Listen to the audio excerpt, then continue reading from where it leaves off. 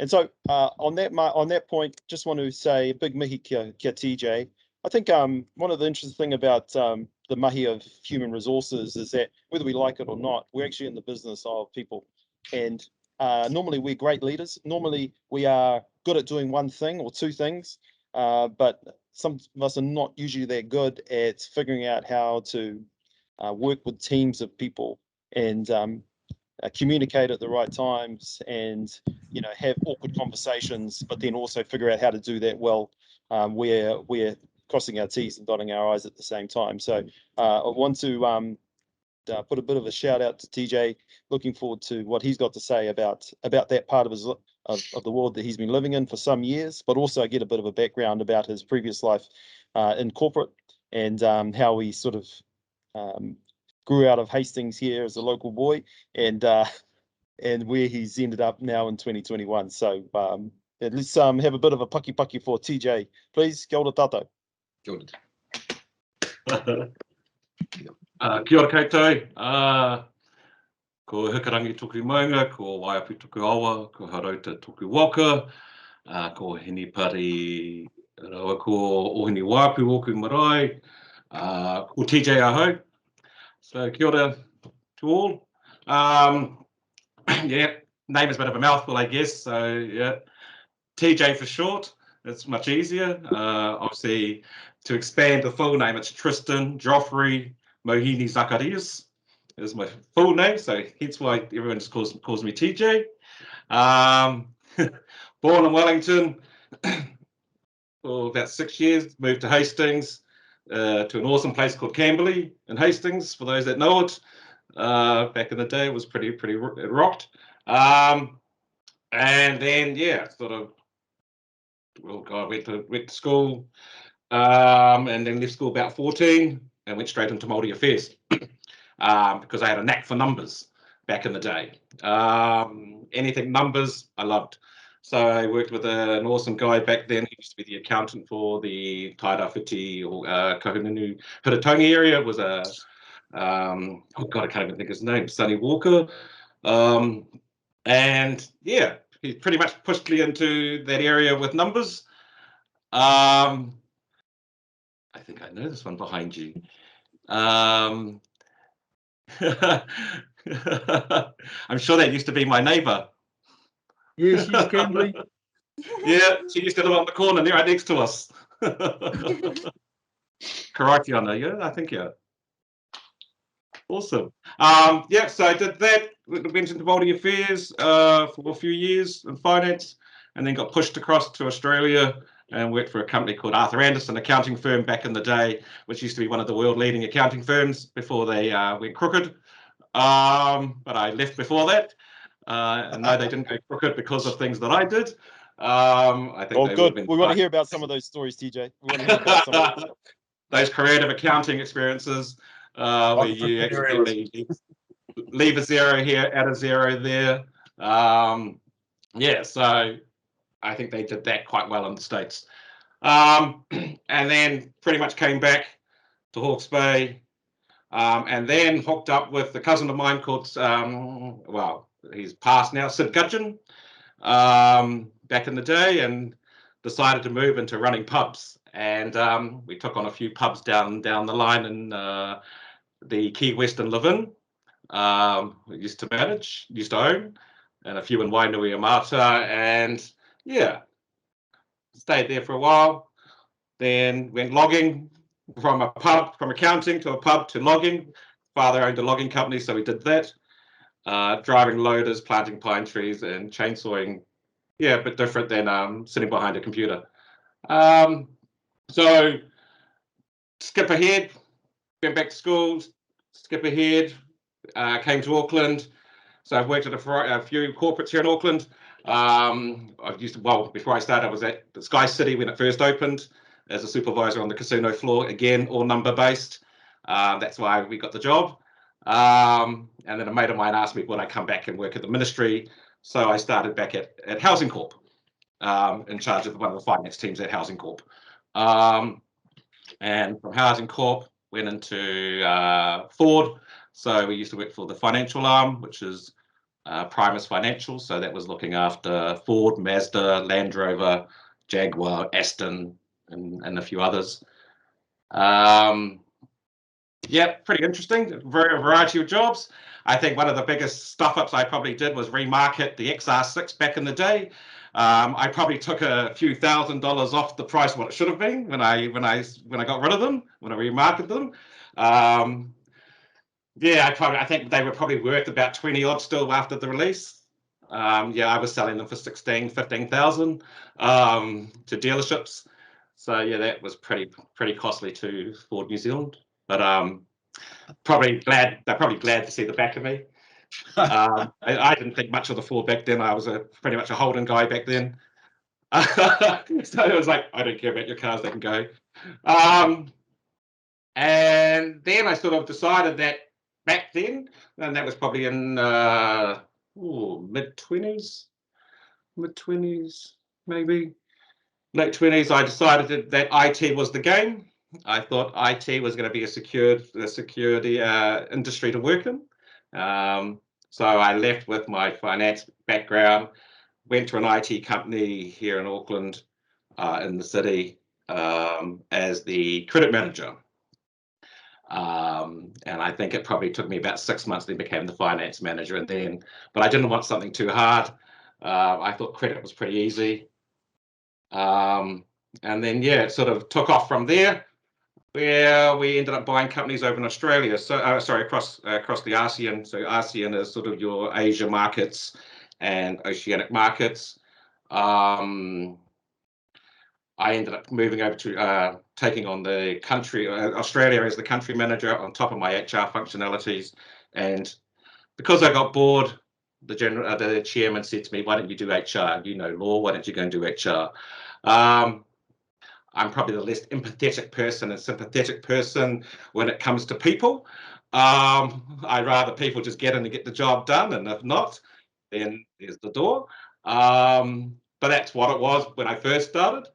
And then, yes, I was promoted to the HR director for the group director. So pretty much spent 10 years traveling around China, Malaysia, Hong Kong, Singapore, India, Jakarta, Indonesia, and Australia and New Zealand. So yes, it was quite a mishmash of employment laws, because they're all very different. I think China was my favorite because I could walk in and say, "You are not here today, you could leave." But in saying that, they were very strict. I think probably the easiest might have been New Zealand's laws at the time, I think, when we were doing employment laws. So yeah, it was pretty much a mishmash of everything. So 10 years doing that, guys.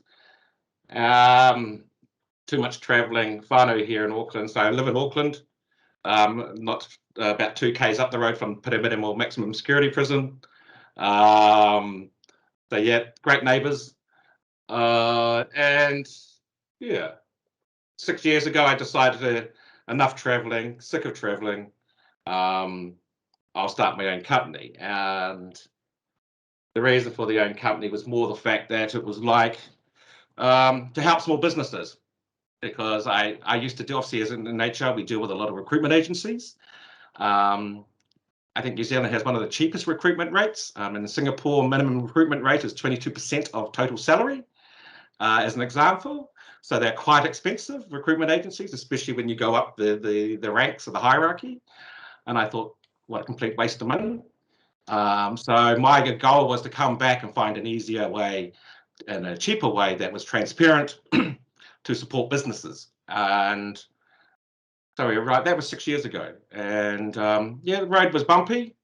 You know, I've made a lot of stuff-ups, but as you do when you start your own business, I think I think fortunate I had a financial background to understand where things needed to be in regards to money.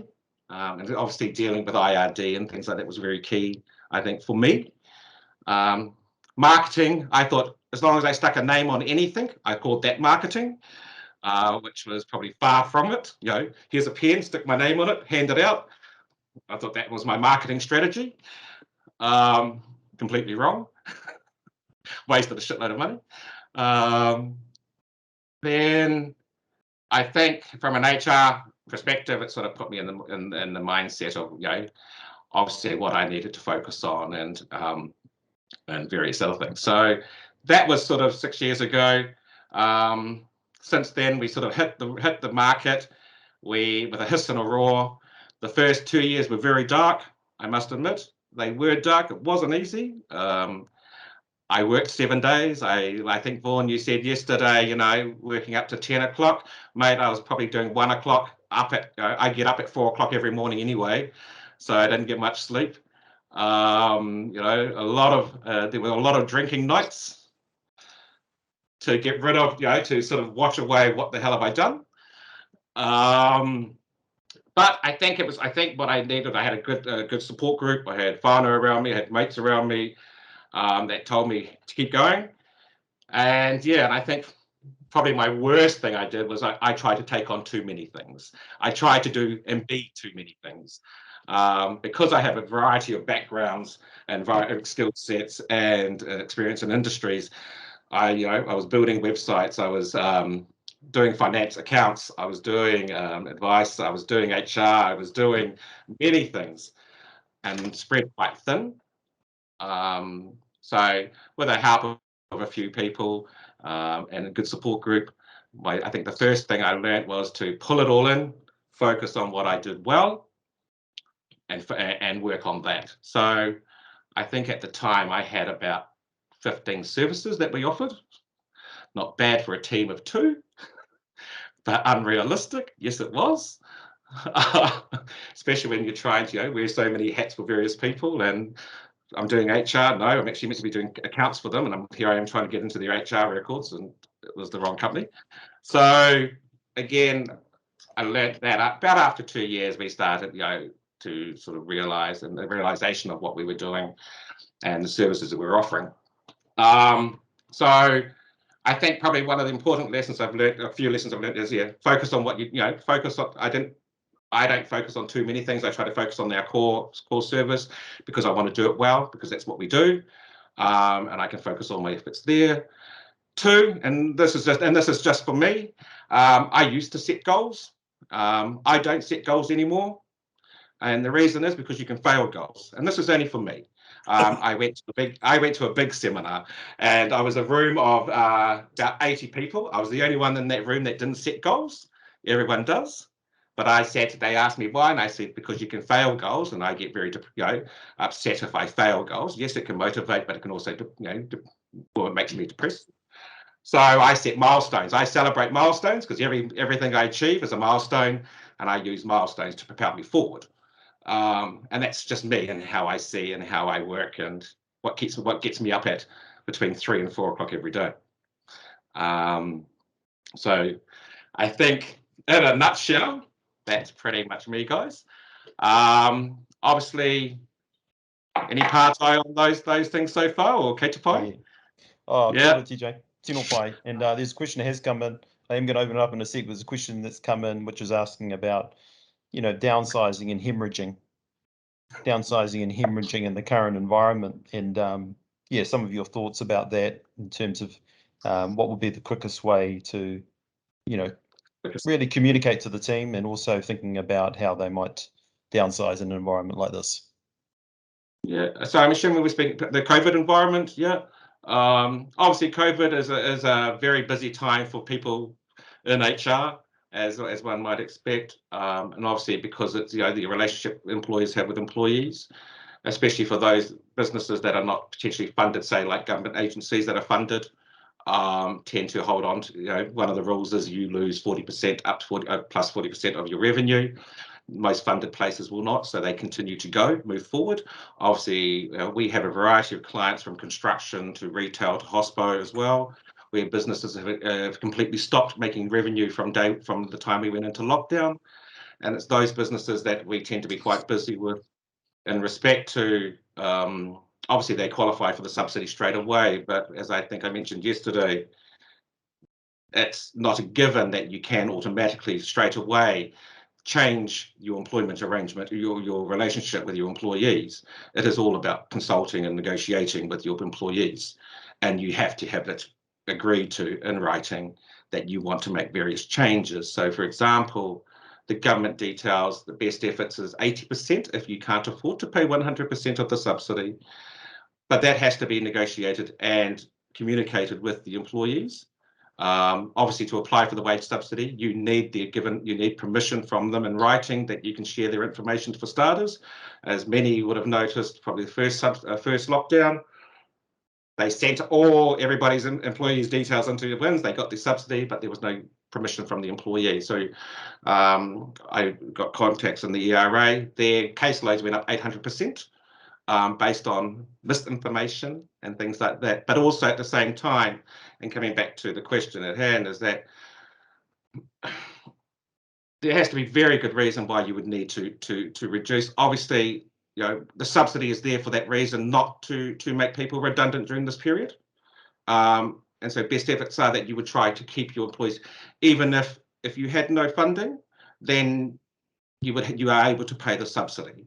So the subsidy is there for that reason, to ensure that people keep, that employers keep jobs open for employees. That's what it's there for. So there should actually be no excuse. I think, I don't see excuses why people can't apply for the subsidy and actually just pay that to ensure that the employees have income to survive over this lockdown period. Based on the question that's at hand there, Jace, is that, hemorrhaging money. But then why would you hemorrhage money if you were just paying the subsidy? Yeah, so there is ways around it. Obviously, if the issue is performance, then it has to be dealt with. Nothing changes with the rules. If it's performance, then you deal with it as a performance issue and a performance management issue. And that would involve more consultation with your employees. And we see a lot of it. We've heard a lot of it. Obviously, we only went into lockdown last Tuesday night, Wednesday morning. Already we've had these cases. We've had a few of these things come through already to us. It's like, if it's a performance issue, then you deal with it as a performance issue. However, companies at the end of the day, sorry, Karen. As you were talking to, as what quickly comes up is employment agreements with staff, and so what happens in your mind is you're thinking, okay, what's in their employment agreement? What's the notice provisions and all of those kinds of things? So your mind quickly tries to figure out what are the base obligations on me, and people will roll that way. Most obviously won't even have contracts, so you're sort of caught in this difficult place of uncertainty. But like after the last COVID, what was your experience like with some of this stuff in terms of people trying to downsize staff without, formal agreements in place, without their own agreements in place with the employees, and what were the ways people were trying to maneuver and manipulate the situation at that time? Well, there's probably, we've got a few ourselves that we've dealt with. Obviously, they've used COVID as an issue, as a mechanism to reduce their staff so that they don't have to deal with the performance issues. So we did have those at hand. Again, each company has its rights to make to do restructures, obviously for good reasons. But yeah, I think the most that we saw is that a few of our clients actually tried to use COVID as an excuse to get rid of the underperformers.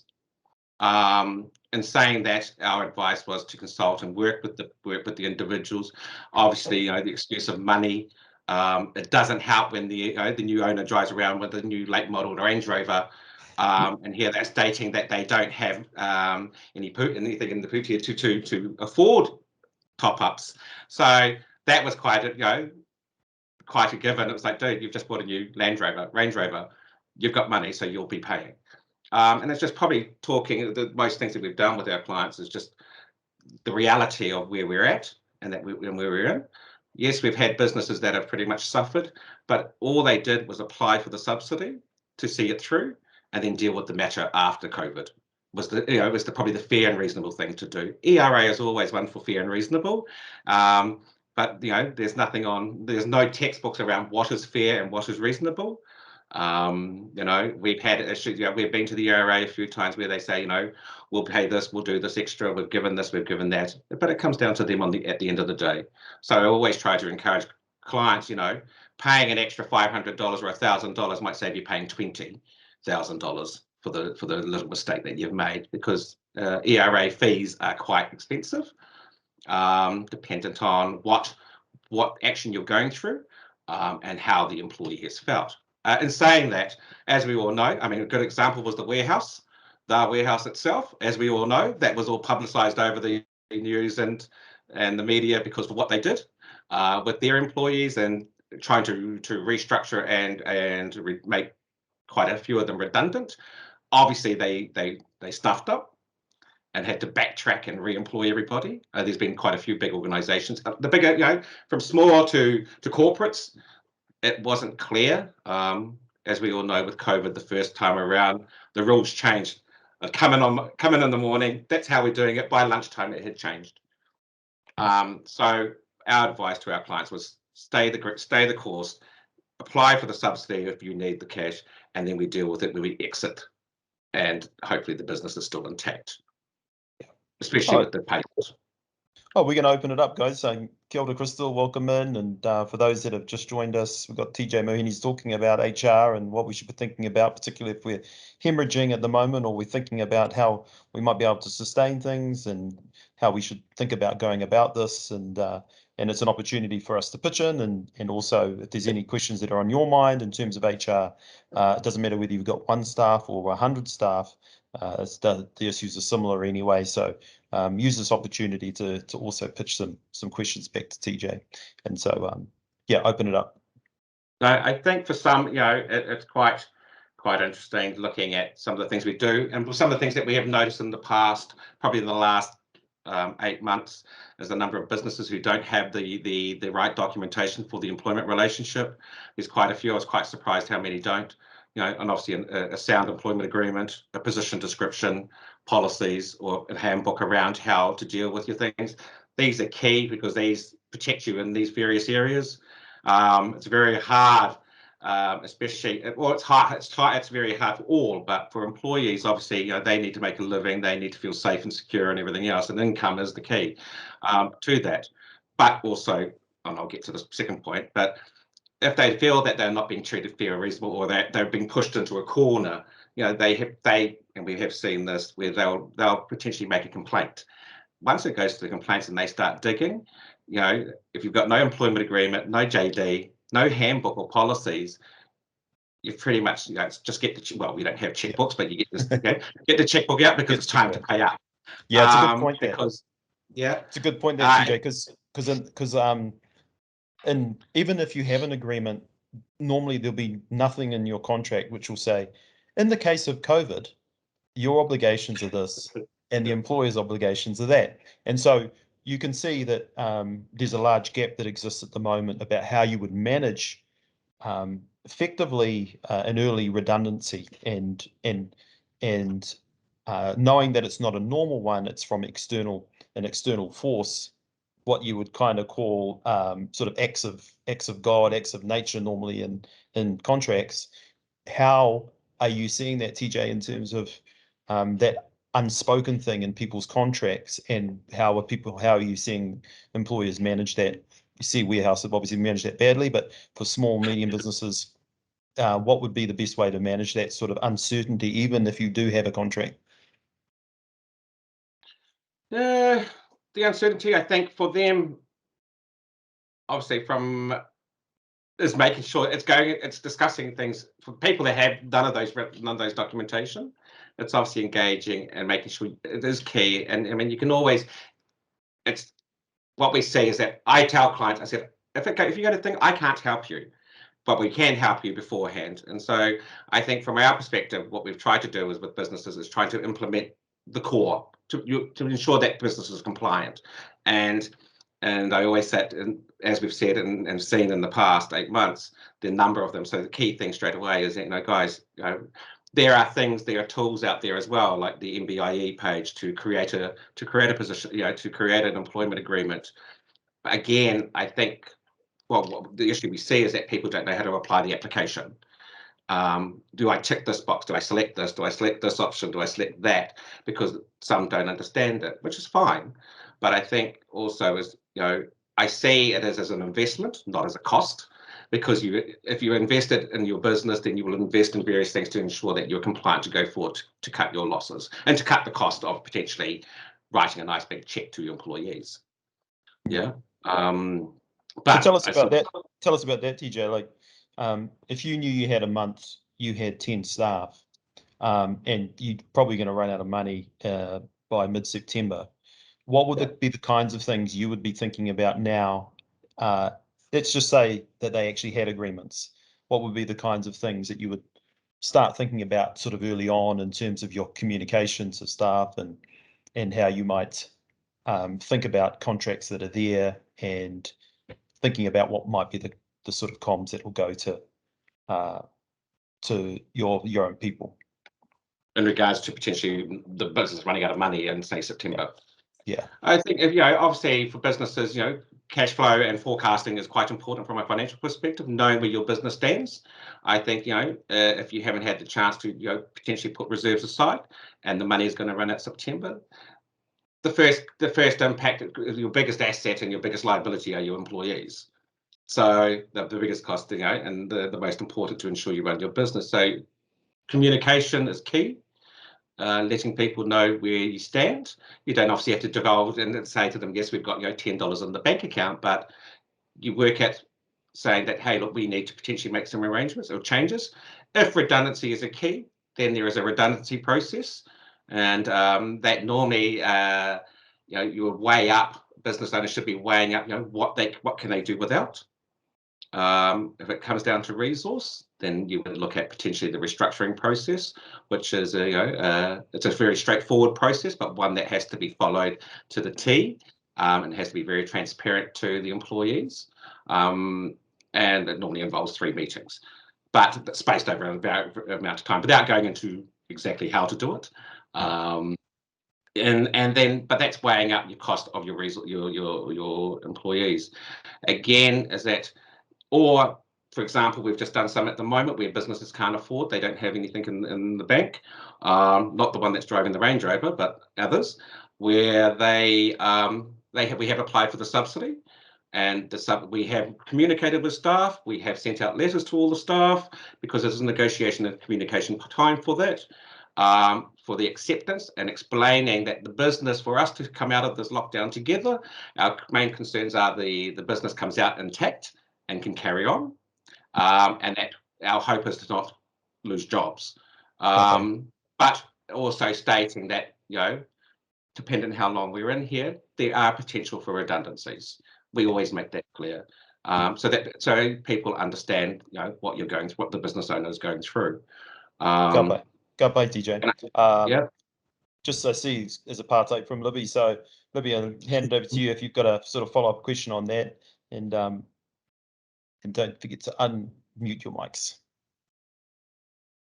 Kia ora tātou. Kia ora TJ. TJ has been helping me through the last couple of weeks, and so first off, we're onboarding 7 rangatahi as of last week, and then went into lockdown. So it came down to a moral kind of imperative, really, and I think that comes with the question that I'm going to ask, which is quite often our businesses, what we're growing, rely on whānau and rely on relationships that are, you know, so with these rangatahi that have come from all over the motu, I now have their whakapapa on board as well with their whānau and their expectations. So as much as we knew it was going to be really difficult for us as a charitable trust to take on effectively 7 trainees and then do the delivery and have them working online from around the motu, we've gone and done that.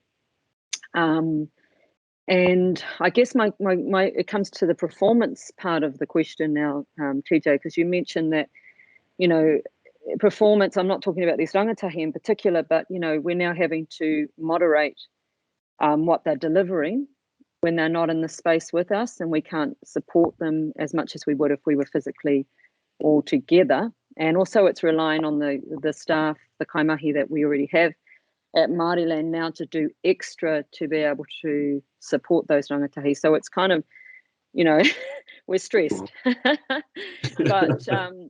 But having said that, you know, what is the performance part of this conversation with kaimahi? Because while we've got our eyes on this group, I'm not able to have my eyes over the other 18 kaimahi that we have. And some of them physically, because the it's forward facing, it's customer facing, and those parts of the business are closed. I guess I was going to send out an email this morning going, everybody be in charge of your stuff. You know, do the job. Mahi is a mahi, but I know that's that's just me stress. So, you know, I guess the next part of it is, you know, am I going to be in conversations next week about, you know, did you hit your own KPIs? Are you actually doing mahi, or are you doing te mea? I mean, how do we approach those things? Yeah, good parts, I think, Libby. Good parts. Thanks, Liv.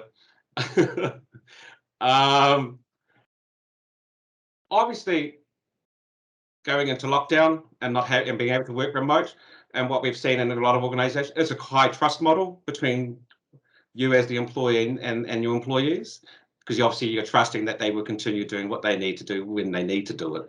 And you know, as an example, we had, you know, from any size group to a corporate, you know, we have, even with myself, my own, and I'll use our company as an example, it's obviously setting clear. So we have morning huddles every morning. I've said to them, while I don't see you, we will have huddles in the morning. We use Teams, we use Zoom and Google Chat in the morning, what the expectations are for the day. Just to lay out, okay, we know this is all the work we know we need to do. This is what we need to knock out today, or this is what we need to knock out by Friday. Obviously, you know, without watching the clock, I've sort of said that I trust you to do the job, because I think that as part of my previous question is the well-being of all, because it's all difficult for everybody. Everyone deals with it differently, being locked down and working remote. I've got one that can't work remotely. She hates the fact that she's alone. So we check in, the team has turned to checking in with her throughout the day to make sure she's still with us, and not sitting at the end of a bottle. But it's the performance part, while we're in lockdown, is trust, and the fortunate thing is that not all can do it, because it comes down to discipline as well. But at the same time, I think, having the morning huddles, we have a client that has morning karakia and afternoon karakia, to ensure that they are checking in the beginning of the day and the end of the day, setting projects, and hopefully, you know, we're not here too long, but it is a trust model. What we've found, there are various technologies around there that you can check them when they click in, they sign in, you expect they're clicking in and doing various things, but it's probably the expectations of what you want out of it, that you're seeing the achievements. If not, then it is a performance issue, and then we will deal with it as a performance management way. Yeah, that's still part of what you're doing. If they're not performing, then, you know, we would look at, okay, warnings, talks, corridor, performance improvement plans. We followed that performance process. Yeah, this is a new normal though, TJ. This isn't something that we have never seen before, in the sense that, okay, a lot of our life is online, and yeah, it's going to take us several years to get used to that. You can't just drop that in, and then suddenly everyone's sort of, you know, on a whānau kaupapa face to face. We've got all of our staff overseas in Australia, and one of the businesses, that's all done virtually. It just happens that they're it helps that they are computer-based people, and so that's a new normal for that business. But I also see HTK runs we also run a virtual office, so people are actually booking in between 10 and 2. Everyone's online there. They might have their camera off or whatever, but at least there's a place, a sense of being, which is really, really helpful. Did you have a follow-up part, Olivia, or were you? Pai? Yeah. I'm just looking at some of the questions as well. Anaru, so for Anaru, I think it was, bro. So obviously the 3 areas we focus on are HR, recruitment, and payroll, as a side thing that is always attached to HR. So those are the 3 services that we look at and are now focusing on, as part of Konnect Koncepts. I think Vaughan might have had a part-A, but we've got another part-A online as well. Is there anyone else to go there? I'm sorry, I wasn't watching the question, so I don't want to jump the queue. Otherwise, so anyway, okay. Hey, thanks for that. Kia ora, TJ. Just, as I was thinking there, you know, in terms of the small business community, and there's about 550,000 of us out there in New Zealand, about 70% are sole traders. And the problem that I see, what happens is when a sole trader then grows and takes on, say, for example, local plumber, and then he takes on a contractor or whatever, and he goes from 1 to 3 staff. Most small business owners by nature are great at looking after themselves. They're self-starters, they get out of bed, useless at taking care of other people. So one of the common themes I see, both in Māori and in the wider small business community, is, look, hiring and firing, you know, that's just a part of life. As far as some people don't stack up, it's not the right fit. But it's at the recruitment phase, it's around staff that tend to do well in a small business community are kind of people that are probably going to be small business owners themselves one day, in the sense that they're great at looking after themselves. And so what I've found is people that have come out of managed environments like corporate or organizational, where they're used to structure, and then you go into a small business environment where, you know, you pretty much make it up as you go. And most business owners are just fighting fires, you know, from open to close of business, which means they haven't got the time. So it's all very well to have a whole bunch of metrics to manage your staff by, but would they get followed? Chances are probably not. So I think, you know, to me, I guess what I'm saying, and again, answer my own question here, I think it's realistic to understand in the small business sector that people is always going to be a bit of a pain in the ass, a pain point thing. It's not many business owners have the time to you know, sit and hold their hands for very long. So therefore some people survive and some don't. So I just sort of want to know, you know, from my perspective, if you see a similar thing. You know, I've seen it where sometimes you get the unicorn that just comes in and they're awesome, and sometimes it's just not their bag. And I think dealing with that quickly is the really important thing. Yeah, I would probably agree with you there, Vaughan. I think we've seen a combination, and it's very unique that you'd see, or rare that you would see someone that can come in and, you know, have that aspect. Normally, and as from, you know, my own experience looking and working with others, you know, even with corporates as well, but small businesses, normally you go into business because you're good at something. Yeah, you're always good at something. That's why you've gone into business. But as I learned, there's a ton of things. I'm sure you wouldn't succeed if you tried to take up my marketing strategy. As I said earlier, that, you know, sticking my name on a pen and handing them out is not going to drive leads. It sure didn't for me. I just got rid of a shitload of pens. That didn't work too well. But in saying that, I think they go into a business for a reason. And I think the most important thing when you go into a business is the compliance of everything. You know, we have financial compliance, you have tax compliance, you have people, especially when you start to employee relationships and compliance with the various legislations that are before us. And because you're good at one thing, that's great, you know, and that normally that sole trader is good. They can, you know, they've got a ton of receipts sitting in the Tupperware container on the kitchen table with a probably adding machine when it comes to taxes, or they go out and find an accountant. However, I think when you start to employ people, normally that part of the thing, what we've seen and what we've experienced, doesn't exist. They haven't got employment agreements, they haven't got job descriptions, there's no policies from an HR perspective, so there's no compliance whatsoever. And then we find that they tend to get in trouble when something happens. It's a reaction. So our actions are normally to a reaction that has happened within the business. And like I said earlier, we can't save that, but we could potentially, hopefully the cost is not overwhelming for the business that they don't fold, but that we can potentially walk in. And I guess that's probably some of the stuff like with HTK and the tūwhakatupu stuff and things like that, but the support that you offer Māori businesses to go in and to help them steer and to identify the areas that they probably need to be, so that we protect them going forward, because compliance is obviously the key thing here, and seeing it as an investment instead of cost. Yeah. Kia ora. Thanks.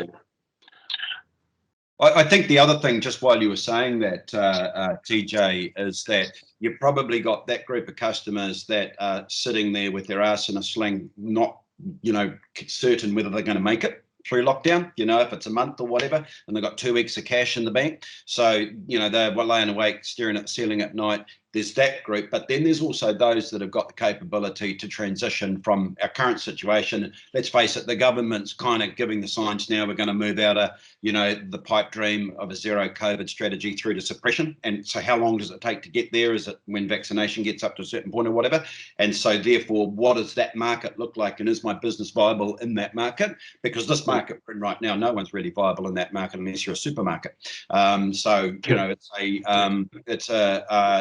to me, it's painting that picture of this is what a suppression market looks like, kind of level 2, level 1 at worst, because that's where we're going to go, and we're going to go there quite quickly, I think. By the end of the year. So and I suppose that it's difficult when you're sitting on a screen like this and someone's sitting there and they're thinking, I don't know when I'm going to be here next month or whatever. And then you've got the others that you've got. And so those are the two groups in terms of, as far as the casualty ward is concerned, the terminally ill and those that are just an A&E and need a sticky plaster on their finger. Yeah. Well, just going to come in there because just as another questions come online in terms of going back to how we communicate in these kinds of times and having awkward conversations. And if we're not naturally built for awkward conversations, how we go about doing that and taking our time to do it properly. If we've got to let someone go for whatever reason, how we should be thinking about that, how we might want to practice that up, and how we should do that cost effectively without trying to involve lawyers and others and things like that. It'd be good just to get your views about how to have the awkward conversation. It's obviously after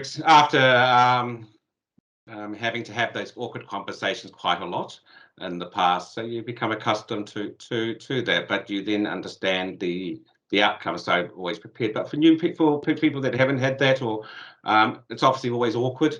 It's not a comfortable position to be in when you need to let people go, or you potentially need to restructure a business and to let people that you've worked with, regardless of the time. And obviously, like Libby said, is that you obviously have their whānau to consider about as well, and that these all sit on your shoulder, because obviously you don't want to do that, and you don't want to affect their whānau, them and their whānau, especially when they're in your community and whatnot.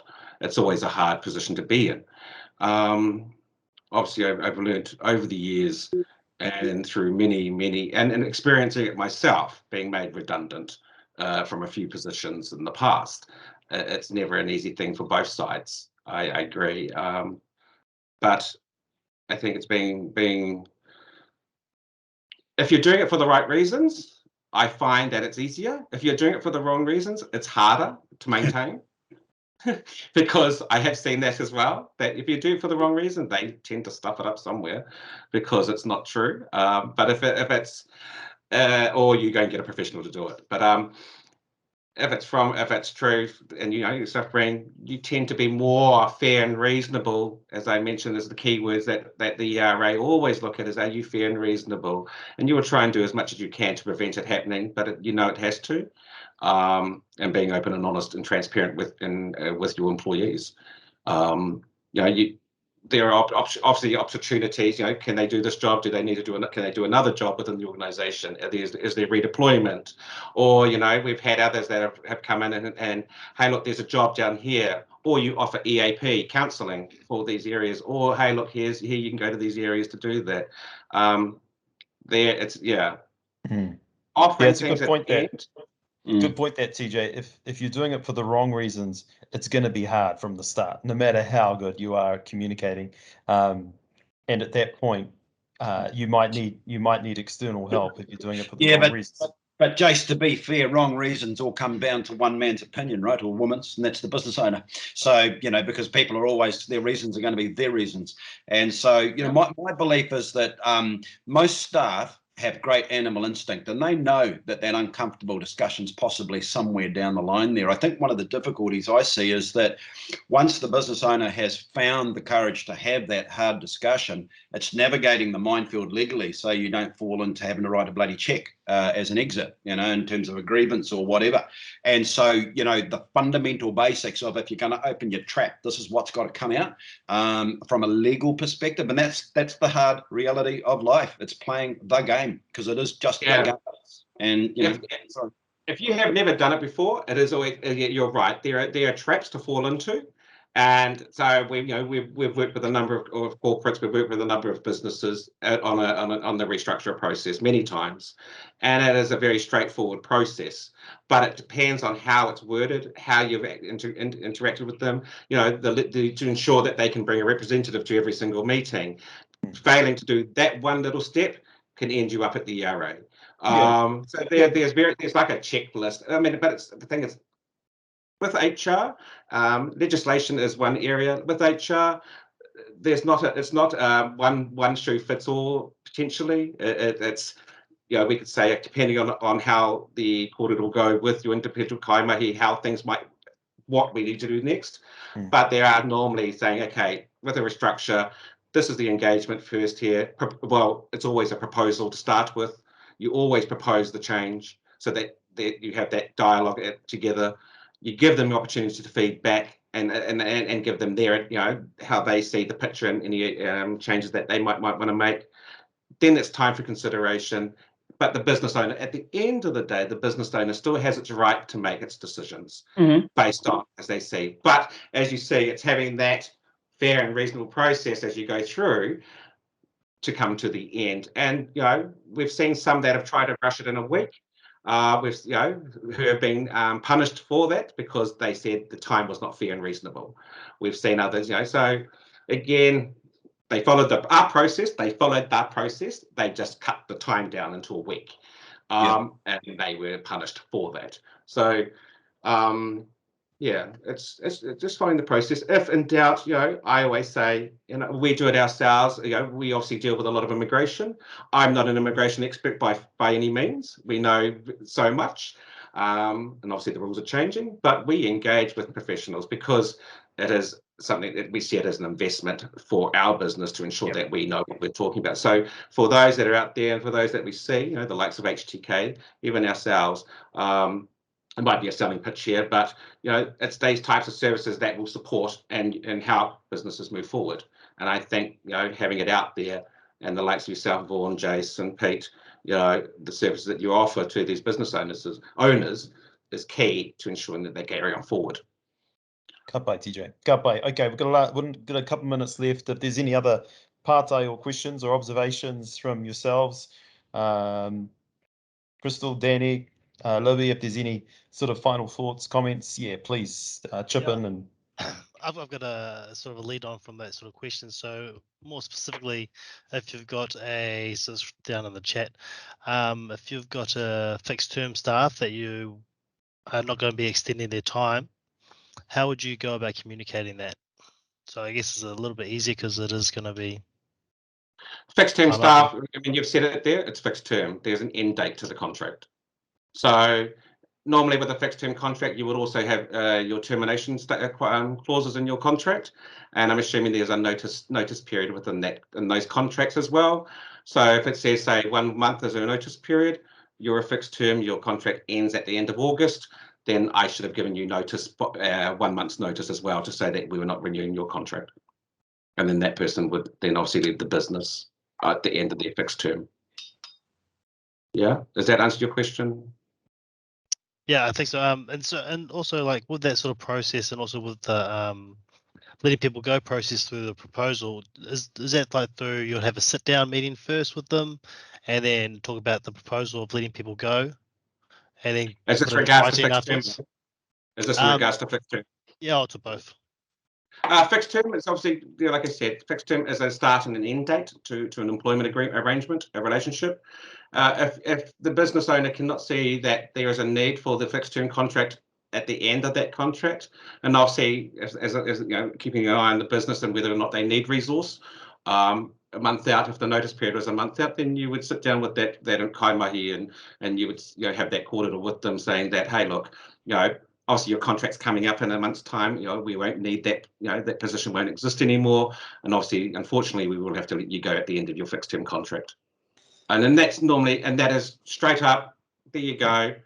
I'm not, not trying to make something pretty, but that's it. And normally they appreciate, because they know that they signed up for a fixed term contract. Yeah. So they expect. Just to add, as TJ is saying, just keep notes and records of timings and dates when you've had the meetings.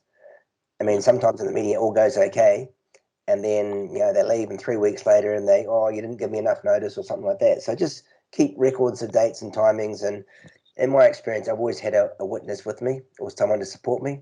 I don't want them necessarily to speak. Just listen to the conversation. So if something does come up in the future, they can either confirm or deny. But anything you do in the meeting, I find back up with notes and email, TJ.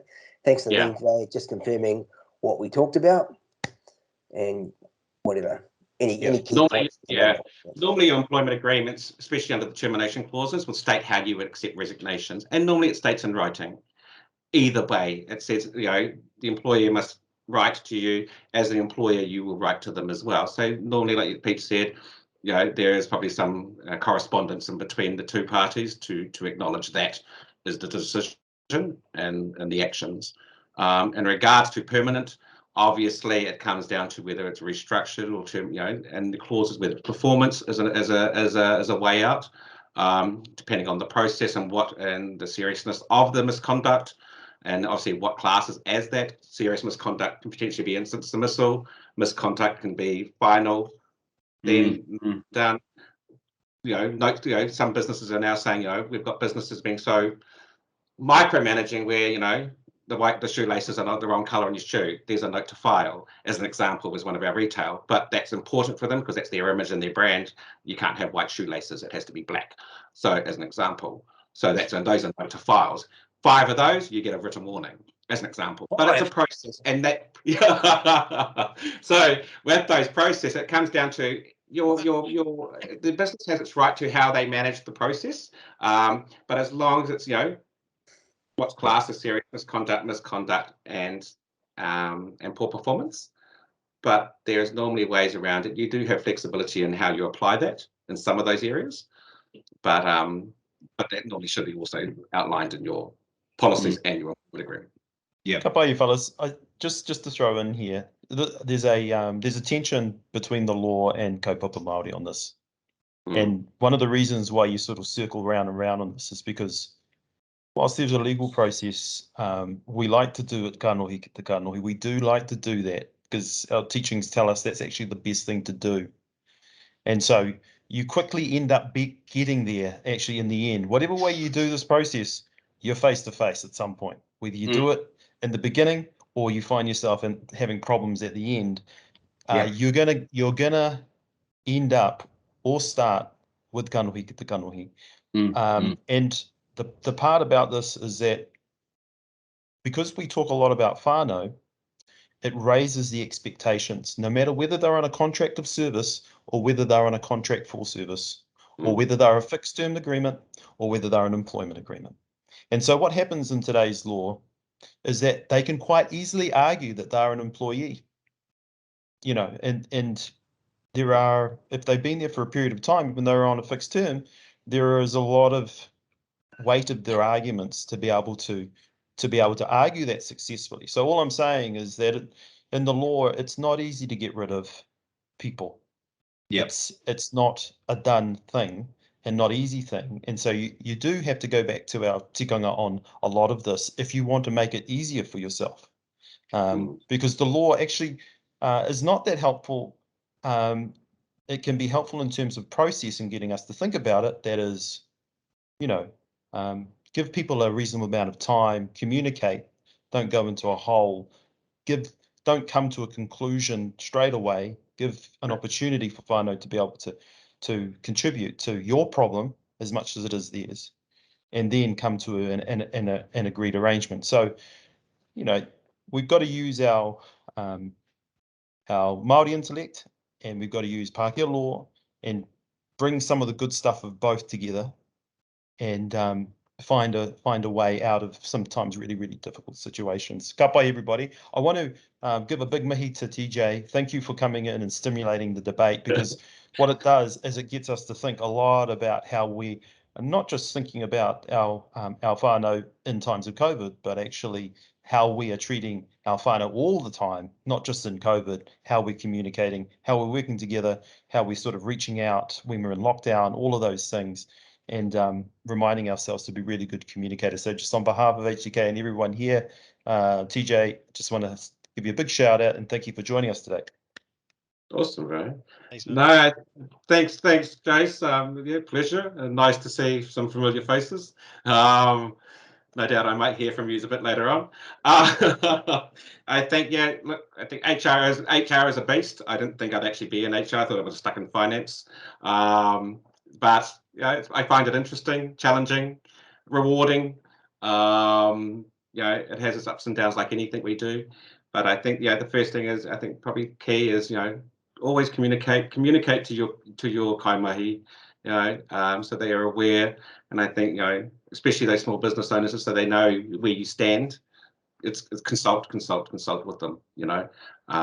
That's key to building that relationship. But I think the last part is, while we're going through lockdown and while we're remote, is the well-being of yourself and your employees. That's paramount as well, because it is hard for all.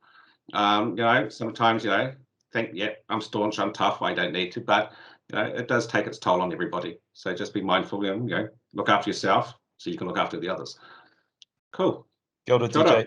I'll close out karakia and wish everybody a good day. Kia tau, nā, mana ki tanga. Tūnaro ki rungi tēnā ki tēnō tātou. Kia mahi atohu mā ki ka toi te kupu, toi te mana, toi te reo, toi ngai tātou. Turu o whiti ko maua kia tīna. Tīna. Haumi hui e. Tākia. Kia ora tātou. See you tomorrow at 2 o'clock. Hope you can join us. Ka kite.